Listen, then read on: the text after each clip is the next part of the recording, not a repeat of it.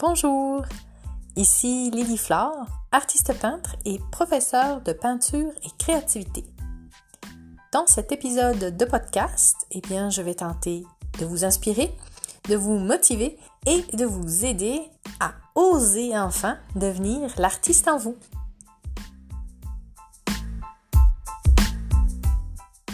Aujourd'hui, je voulais parler de quelque chose qui est très très important à mes yeux, c'est l'équilibre. Comment garder et trouver ou retrouver notre équilibre.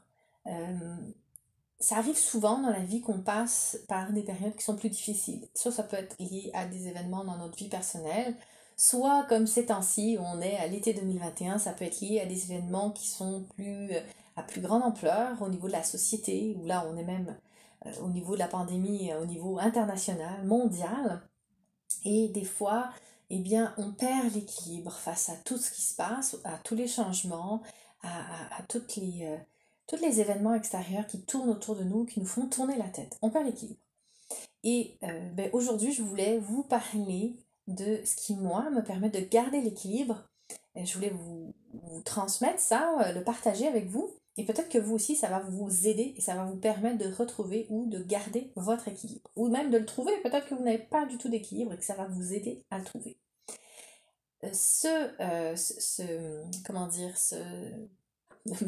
discussion que je vais avoir avec vous, c'est vraiment dans une optique liée avec la peinture pour moi, puisque ma passion c'est la peinture. C'est dans l'objectif de vous aider à trouver votre passion. Parce que moi, je pense sincèrement que garder l'équilibre vient d'avoir quelque chose qui est à nous, pour nous, qu'on fait pour se faire du bien, et c'est la définition d'une passion. Alors, moi, quand j'ai trouvé ma passion, ou mes passions, c'est là que j'ai plus facilement retrouvé l'équilibre. Je vais vous raconter une petite histoire. J'avais beaucoup de passions. On y reviendra un petit peu plus tard d'ailleurs par rapport à ça. Et je vivais à une époque assez difficile. Je crois que c'était en 2008. Et j'étais allée voir un thérapeute qui m'avait dit « Mais c'est quoi ta passion ?» Et je n'avais pas vraiment su quoi lui répondre parce que j'en avais plein différentes. Donc je ne savais pas vraiment dire une passion. Et alors je lui ai dit, moi j'aime bien aider les autres, être en interaction avec les autres. Il me dit, non, une passion c'est juste toi. Toi. Et je savais pas trop quoi répondre. Alors ça m'a fait réfléchir et je me suis rendu compte que j'avais plusieurs passions et qu'il fallait que je leur consacre un petit peu plus de temps.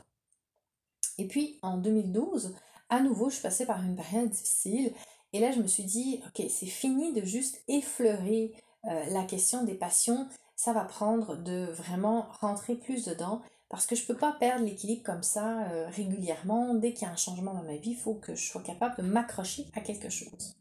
Et donc à partir de 2012, j'ai mis beaucoup plus de temps à la peinture. J'ai consacré beaucoup plus de temps à la peinture et ça m'a énormément aidée. Alors, la façon dont je vois les choses par rapport à ça, j'aime beaucoup...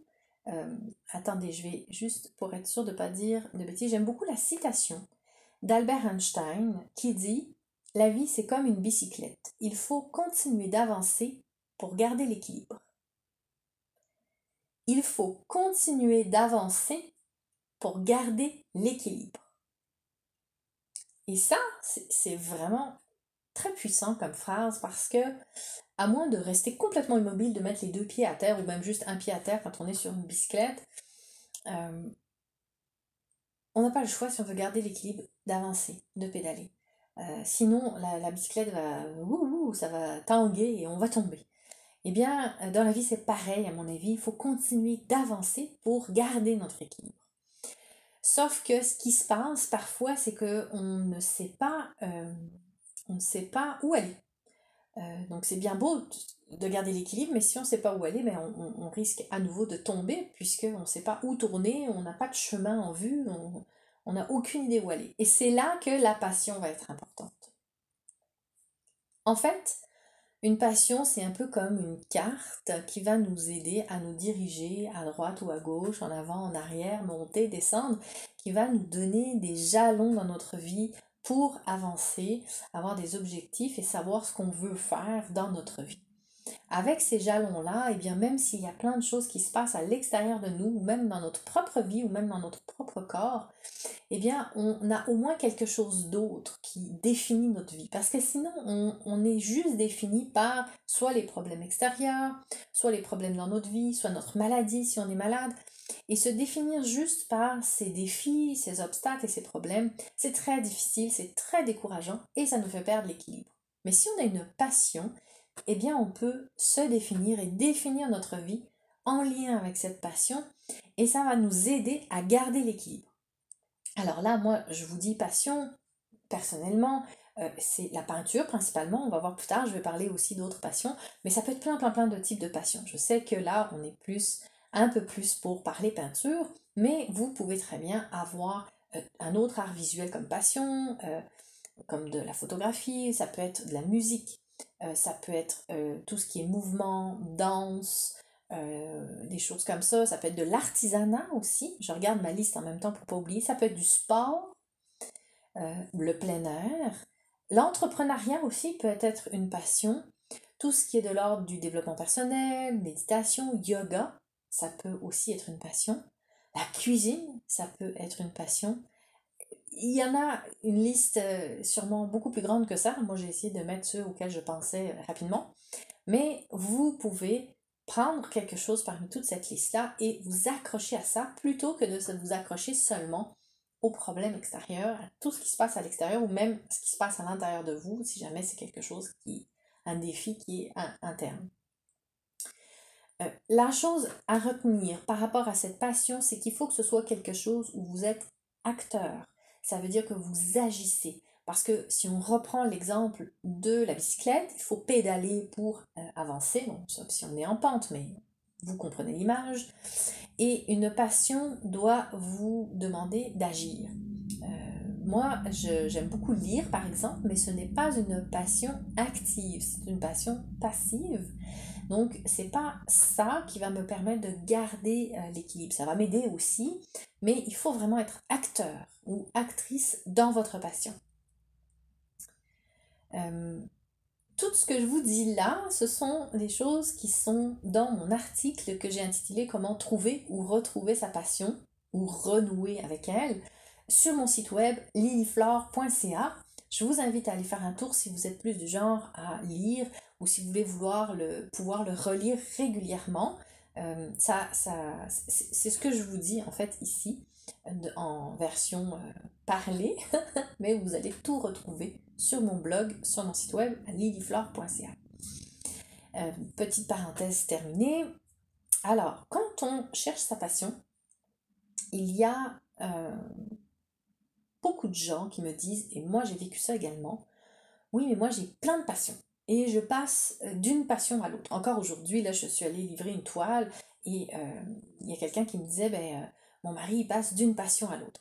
Et si ça nous comble et qu'on aime ça, c'est parfait comme ça. Mais des fois, on a envie de creuser un petit peu plus et d'aller un petit peu plus loin et on veut avoir une passion principale, on va dire. Alors, là, dans cette partie-là, on va parler un petit peu de ces différents éléments-là. Alors, tout d'abord, il faut savoir qu'on peut être un multipassionné, un créatif, une créative et avoir plusieurs passions. C'est normal, c'est pas obligé d'avoir une seule passion. Moi, personnellement, j'ai la peinture, que je suis vraiment passionnée par ça, mais j'aime énormément écrire aussi. Justement, mon blog, je ne sais plus combien j'ai d'articles maintenant, peut-être 50, 60, je sais plus. J'adore écrire, j'adore tout l'aspect entrepreneuriat aussi, je trouve que ma créativité peut beaucoup se développer là-dedans. Et j'adore le plein air, j'adore faire des sports de plein air, mais pas au niveau compétition, là, au niveau personnel, juste randonnée, kayak, ski de fond, tout ça, ce sont des choses que j'adore faire. Et ce sont des choses que je fais parallèlement, les unes et les autres. C'est-à-dire que je passe de l'une à l'autre, un mois je fais de la peinture, un mois je fais de l'écriture. Non, dans ma vie, dans ma semaine, je vais consacrer un petit peu de temps à chacune de ces passions-là. Il y a des semaines où certaines passions vont être dominantes par rapport à d'autres, mais ce sont vraiment des passions qui font partie entièrement de ma vie. Il y a aussi un problème, j'aime pas trop dire le mot problème, mais il y a aussi quelque chose qu'on peut rencontrer comme obstacle, c'est le fait d'avoir des passions éphémères. Alors, comment je peux expliquer ça? Le titre le dit bien, le mot le dit bien, passion éphémère. C'est-à-dire que moi j'ai vécu cette période-là. C'était une période où j'avais une passion pendant 1 an ou peut-être 2 ans. Et après, j'arrêtais tout et j'avais besoin de passer à autre chose, à une autre passion. Euh, et là, je refaisais, alors pendant 1 an ou 2, alors je sais pas, ça pouvait être de la guitare, de l'aquarelle, de la broderie, du tricot, de la couture, qu'est-ce que j'ai fait d'autre? Du piano, je l'ai dit déjà, j'ai fait de la guimbarde aussi. Mais arrivé à un moment donné, ben, j'arrêtais et je passais à autre chose. Et ça, c'est comme des sauts de puce, là, on passe d'une passion à l'autre, c'est ce que j'appelle des passions éphémères. Si ça nous comble et qu'on aime ça, c'est parfait, il n'y a pas de raison de se poser plus de questions. Mais si on commence à se poser plus de questions et à dire j'aimerais ça avoir une passion plus définie, ben là, il va falloir travailler un petit peu. Parce que la passion, les passions, c'est une relation qu'on entretient avec quelque chose. Si on fait le parallèle avec un couple, par exemple, c'est pareil. Il y a des gens qui vont aller de passion en passion. Ils vont vivre une passion avec quelqu'un, et puis quand tout le côté lune de miel, on va dire, est passé, quand on a fini de découvrir l'autre, qu'on a fini tout ce qui est le déclic, on a partagé plein de joie, on a vu ses bons côtés, il y a quelque chose d'autre qui commence à apparaître, qui sont la routine, les mauvais côtés, les obstacles, les efforts qu'il faut faire. Et là, qu'est-ce qu'on fait? On abandonne et on passe à autre chose. Donc ça, c'est ça, quand la passion s'arrête, eh bien, on passe à autre chose des fois. Il y a des gens qui font beaucoup ça, et souvent quand on est plus jeune, on fait plus ça. Mais à un moment donné, comme dans une relation de couple, eh bien, on veut construire quelque chose de plus grand, de plus durable, de plus solide. Moi, c'est ce que j'appelle la phase amoureuse. Dans une relation de couple, c'est pareil, quand la passion se termine, il faut réussir à construire quelque chose qui est de l'ordre de l'amour. Eh bien, avec une passion, comme la peinture, c'est exactement la même chose. À un moment donné, vous allez finir juste les découvertes, vous arrivez à un point où vous avez l'impression de tourner un petit peu en rond, routine, vous avez l'impression que bah, vous maîtrisez les techniques que vous vouliez maîtriser, que vous apprenez rien de nouveau, donc ça paraît un petit peu plus monotone. Il y a des choses que vous aimeriez faire mais vous ne savez pas les faire, des obstacles. Il va falloir faire des efforts pour réussir à traverser ces obstacles. Donc là, c'est facile de se dire, j'arrête tout, je prends une autre passion, et là, à nouveau, je vais avoir la découverte, le déclic, les bons côtés, la joie, tout ça, la passion à nouveau. Donc c'est à vous de faire un choix à un moment donné, de dire, ok, passion éphémère, stop, moi je veux quelque chose de plus durable. Et ces passions plus durables-là, en général, nous aident mieux à garder l'équilibre. C'est pour ça que je vous en parle. Mais là encore, si vous êtes passion éphémère et que vous adorez ça, et que vous ne vous posez pas d'autres questions, ben, continuez comme ça, c'est correct. C'est à partir du moment où on commence à se poser des questions que c'est important de se dire, ok, là, il va falloir que je me remonte les manches. Alors je regarde un petit peu mes notes.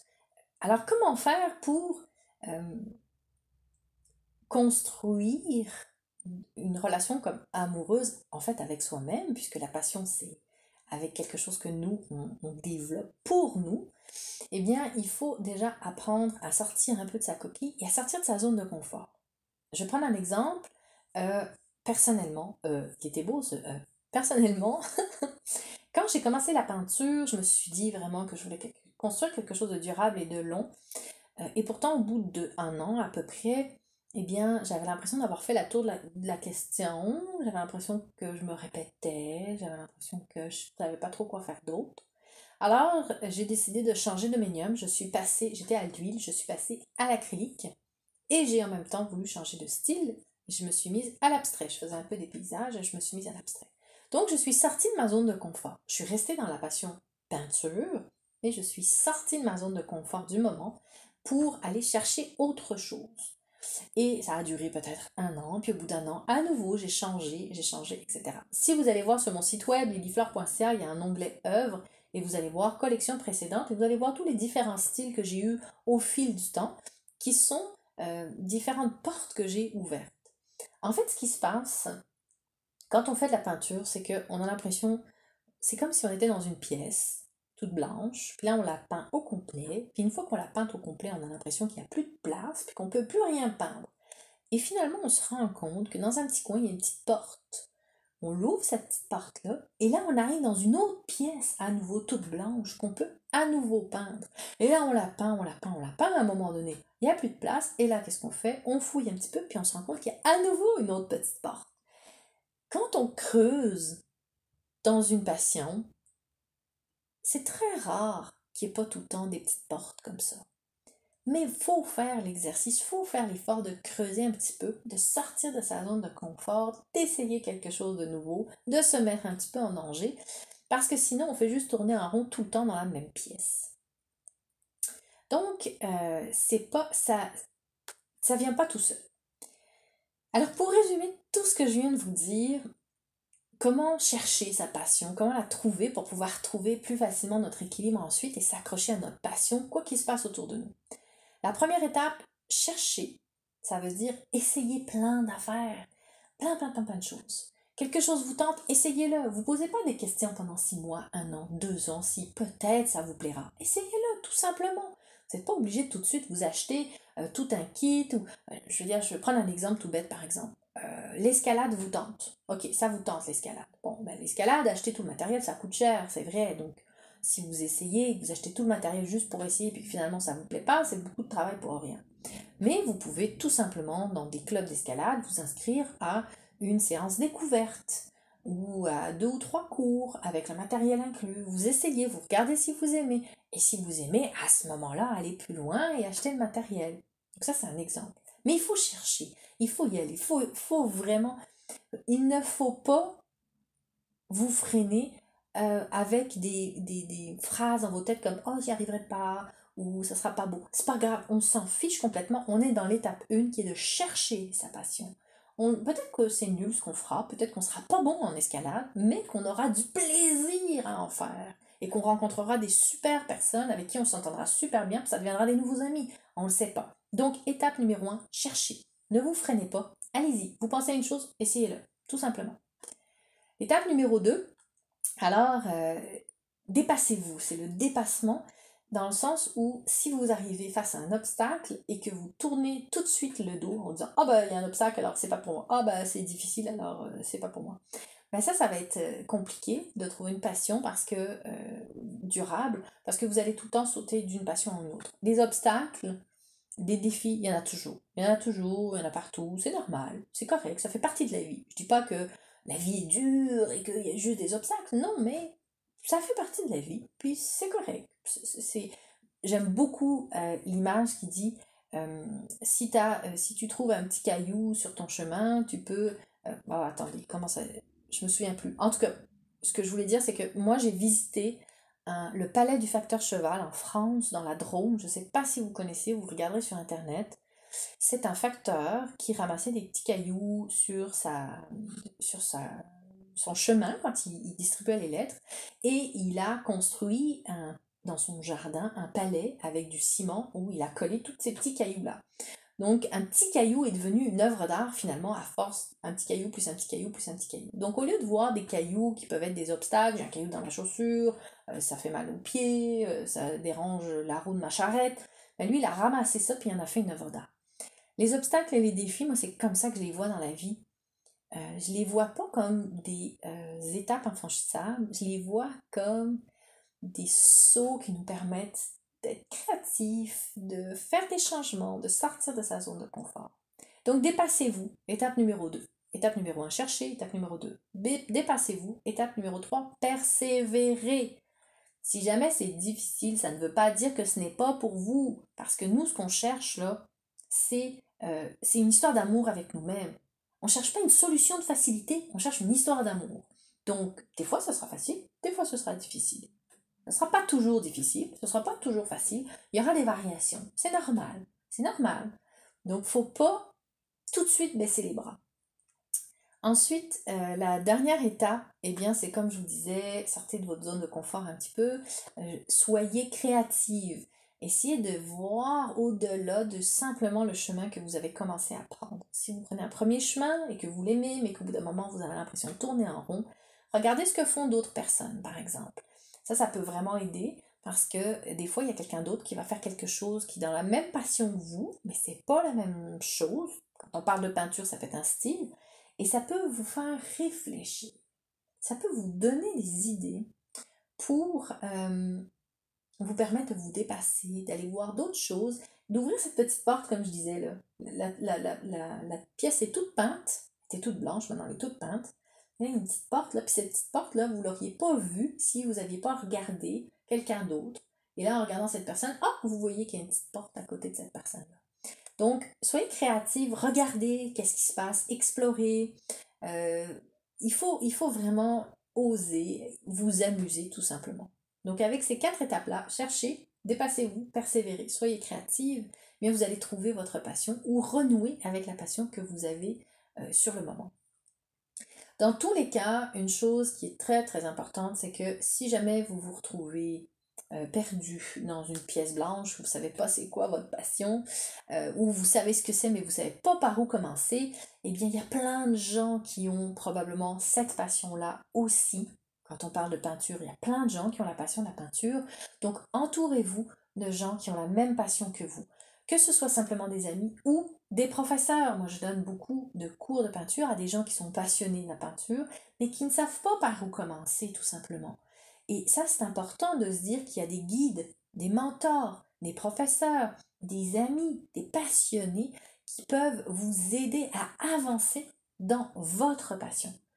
Et rappelez-vous, ce qu'on disait au tout début, notre passion, moi, c'est ce que j'en suis intimement persuadée, c'est notre équilibre, c'est notre point d'ancrage qui nous permet de retrouver l'équilibre quand on perd pied. C'est ce que je voulais vous partager aujourd'hui. Alors, je ne sais pas combien de temps ça a pris finalement, parce qu'à chaque fois, moi, je me dis, on verra bien. Voilà, on verra. C'est pas si pire, je pense, une vingtaine de minutes. Si jamais vous voulez retrouver un petit peu tous ces messages inspirants, motivants régulièrement dans votre boîte mail, eh bien je vous encourage à aller sur lilyflore.ca où vous retrouvez mes articles de blog et vous pourrez vous inscrire à mon infolettre. Ma liste d'envoi, on va dire. Sur cette liste d'envoi, eh bien j'envoie régulièrement les liens vers mes nouveaux articles, mes nouvelles vidéos, bientôt aussi les podcasts et aussi des messages des fois où il n'y a pas de lien. Il n'y aura pas de lien vers les articles, il n'y aura pas de lien vers rien, mais moi j'aurais pensé à quelque chose et je vous le partage. Donc ça c'est sur lilyflore.ca que vous retrouverez tout ça pour vous inscrire, pour rejoindre ma communauté à travers le monde de passionnés de peinture. Voilà, j'espère que ceci vous a aidé. N'hésitez pas à le partager à d'autres gens comme vous qui ont besoin de retrouver l'équilibre et qui sont éventuellement passionnés par la peinture. Mais là, tout ce que je vous ai dit, c'est valable pour n'importe quelle passion, pas seulement pour la peinture. Je vous dis à la prochaine et puis prenez soin de vous et osez devenir l'artiste en vous. Bye!